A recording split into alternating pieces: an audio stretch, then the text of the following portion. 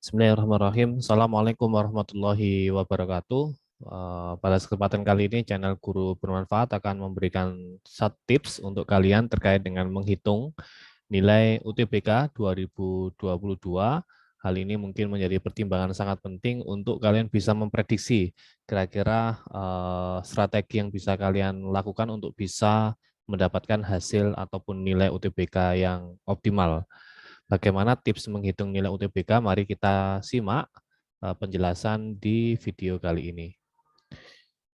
Yang pertama adalah pahami sistem penilaian UTBK SBMPTN tahun 2022 ini, bahwa nilai UTBK ini didapatkan dari sistem penilaian yang disebut dengan IRT scoring. Apa itu IRT? Item Response Theory Scoring. Sistem penilaian terbagi menjadi 3 tahap. Nah, ini mungkin yang perlu kita pahami.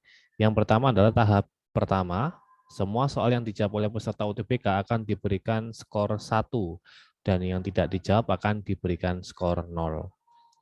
Untuk tahap yang kedua, soal-soal tersebut diurutkan berdasarkan tingkat kesulitan. Untuk tahap yang ketiga, menghitung skor akhir pada tahap ini, semakin banyak soal dengan tingkat kesulitan tinggi, maka semakin besar skor UTBK yang akan kamu hasilkan. Jadi akan ada level soal mulai dari beberapa kelas yang nantinya akan kita jelaskan di slide selanjutnya. Pahami kelas penilaian, yaitu nilai minimum. LTMPT mengatakan nilai di SBMPTN dibagi menjadi beberapa kelas, yaitu nilai minimum, nilai maksimum, nilai kuartil 1, nilai median, nilai kuartil 3, dan nilai rata-rata.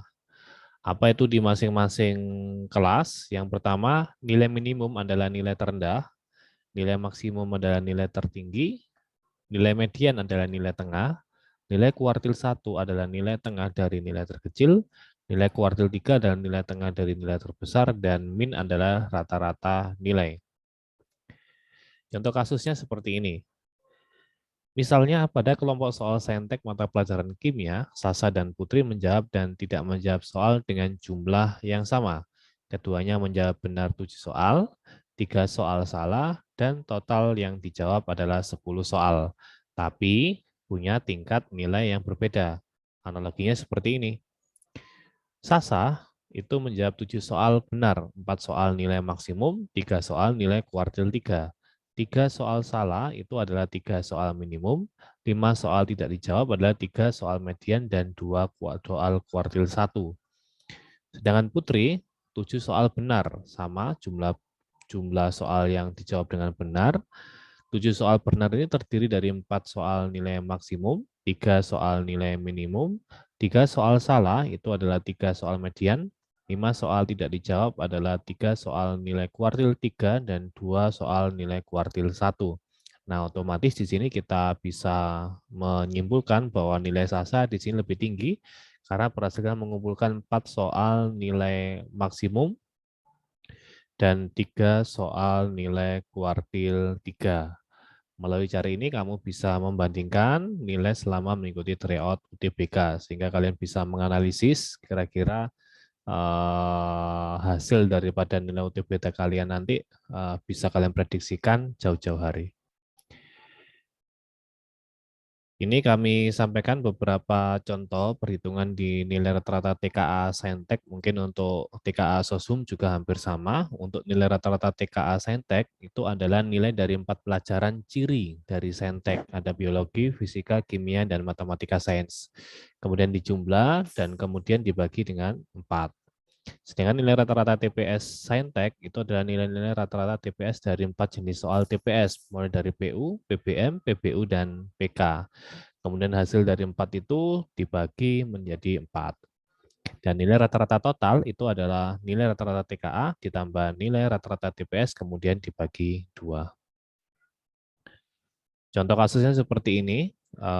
Untuk nilai TPS ada PU, PBM, PPU, dan PK. Nilai-nilai masing-masingnya PU itu 660,93, PBM 667,28, PPU 546,77, PK 550,00. Nilai rata-rata TPS-nya adalah 606,245.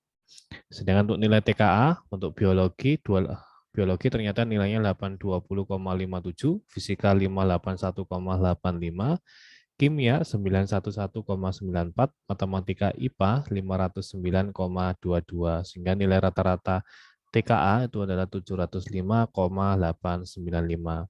Sehingga untuk rata-rata total maka bisa digunakan rata-rata dari nilai TPS dan TKA sehingga ketemu nilai rata-rata total sebesar 656,07.